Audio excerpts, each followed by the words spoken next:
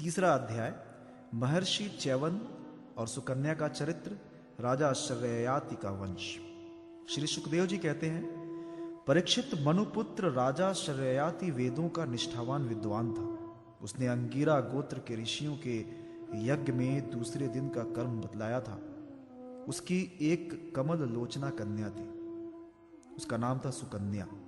एक दिन राजा शर्ययाति अपनी कन्या के साथ वन में घूमते घूमते पीछे जाने दो, अपनी सखियों के साथ वन में घूम घूमकर वृक्षों का सौंदर्य देख रही थी। उसने एक स्थान पर देखा कि बॉबी दीमकों को एकत्र की हुई मिट्टी के छेद में जुगनू की तरह दो ज्योतियां दिख रही हैं। देव की कुछ ऐसी ही प्रेरणा थी कि सुकन्या ने बाल सुलभ चपलता से एक कांटे के द्वारा उन ज्योतियों को बेध दिया। इससे उनमें से बहुत सा खून बह चला। उसी समय राजा शर्ययाति के सैनिकों का मलमूत्र रुक गया। राजश्री शर्ययाति को यह देखकर बड़ा आश्चर्य हुआ। उन्होंने अपने सैनिकों से कहा, अरे तुम लोगों ने कहीं महर्षि च्यवन जी के प्रति कोई अनुचित व्यवहार तो नहीं कर दिया? मुझे तो यह स्पष्ट जान पड़ता है कि हम लोगों में से किसी न किसी ने उनके आश्रम में कोई अनर्थ किया है। तब सुकन्या ने अपने पिता से डरते डरते कहा कि पिताजी, मैंने कुछ अपराध अवश्य किया है।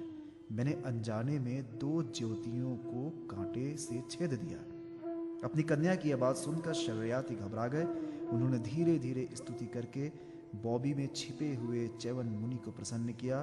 तदंतर च्यवन मुनि का अभिप्राय जानकर उन्होंने अपनी कन्या उन्हें समर्पित कर दी और इस संकट से छूटकर बड़ी सावधानी से उनकी अनुमति लेकर वे अपनी राजधानी चले आए।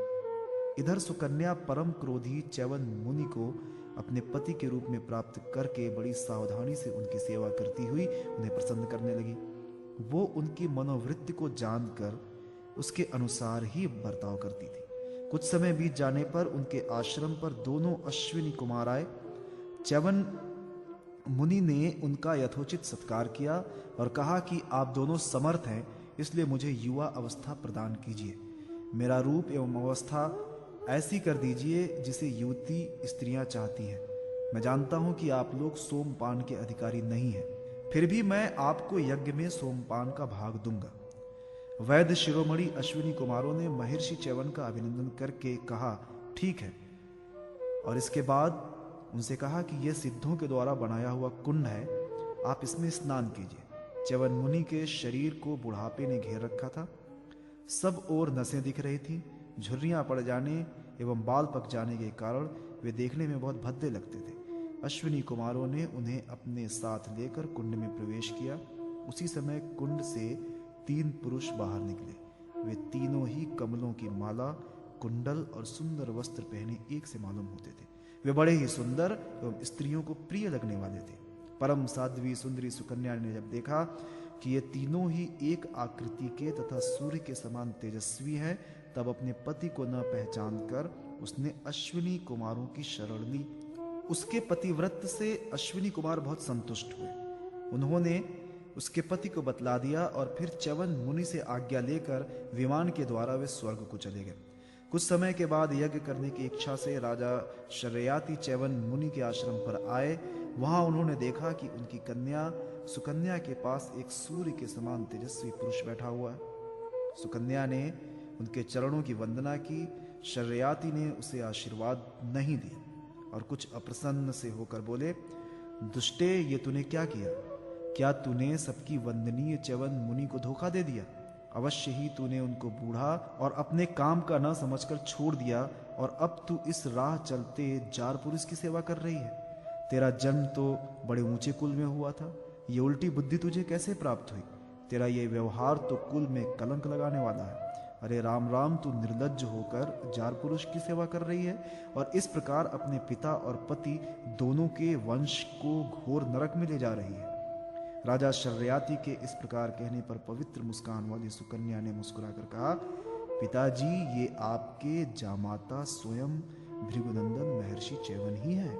इसके बाद उसने अपने पिता से महर्षि च्यवन के यौवन और सौंदर्य की प्राप्ति का सारा वृत्तांत कह सुनाया। वो सब सुनकर राजा शर्ययाति अत्यंत विस्मित हुए।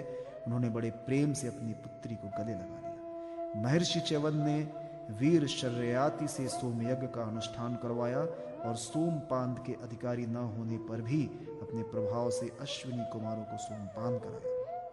इंद्र बहुत जल्दी क्रोध कर बैठे, इसलिए उनसे यह सहा न गया। उन्होंने चिढ़कर शर्ययाति को मारने के लिए वज्र उठाया।